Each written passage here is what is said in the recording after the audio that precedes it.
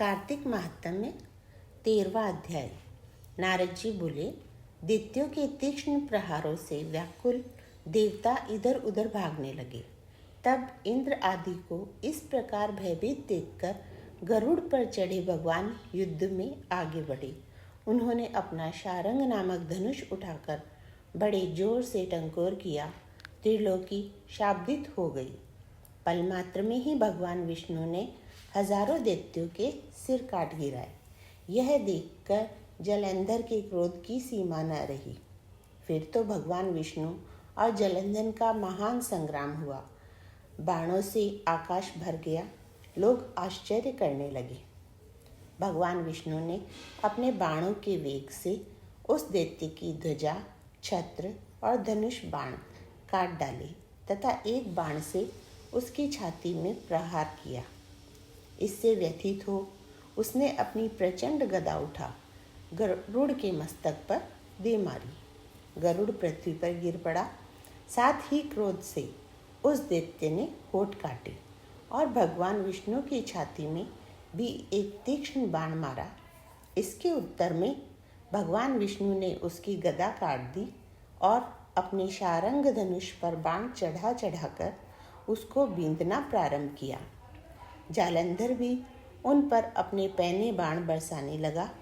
उसी समय जालंधर ने भगवान विष्णु को कई पैने बाण मारकर वैष्णव धनुष को काट दिया। धनुष कट जाने पर भगवान ने गदा ग्रहण कर ली और शीघ्र ही जालंधर को खींचकर मारी भी।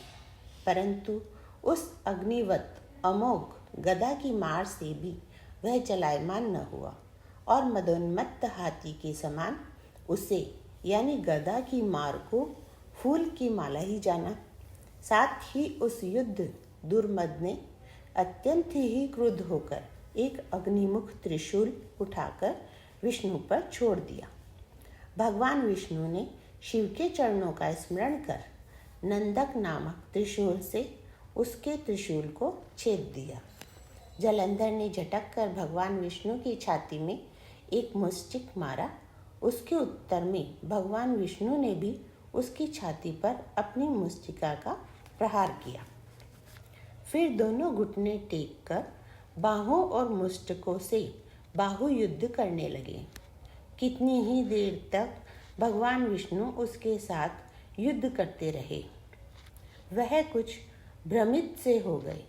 तब सर्वश्रेष्ठ मायावी भगवान उस दैत्यराज से मेघवाणी में बोले, हे रण दुर्मम दैत्य श्रेष्ठ, तू धन्य है जो इस महायुद्ध में इतने बड़े बड़े आयुधों से भी भयभीत न हुआ। तेरे इस युद्ध से मैं बड़ा प्रसन्न हूँ। तू जो चाहे मांग, मैं अदेय वस्तु भी आज तुझको दे दूंगा। मायावी भगवान विष्णु की ऐसी वाणी सुन कर जालंधर ने कहा, हे भावुक, यदि आप मुझ पर प्रसन्न हैं तो यह वर दीजिए कि आप मेरी बहन के साथ तथा अपने सारे कुटुंबियों सहित मेरे घर पर निवास करेंगे। नारद जी कहते हैं, उसके ऐसे वचन सुनकर भगवान विष्णु को खेद तो हुआ, किंतु उसी क्षण उन देवेश ने तथास्तु कह दिया।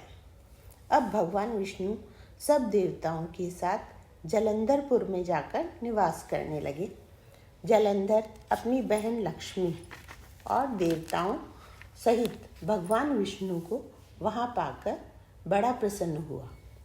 फिर तो देवताओं के पास जो रत्न आदि थे उनके स्थानों पर दैत्यों को स्थापित कर जालंधर पृथ्वी पर आया। निशुंभ को पाताल में स्थापित कर दिया और देव दानव यज्ञ गंधर्व सर्प राक्षस मनुष्य आदि सबको अपना वशवर्ती बनाकर त्रिभुवन पर शासन करने लगा। उसने धर्मानुसार सुपुत्रों के समान प्रजा का पालन किया। उसके धर्म राज्य में सभी सुखी थे। जय हो कार्तिक महाराज की।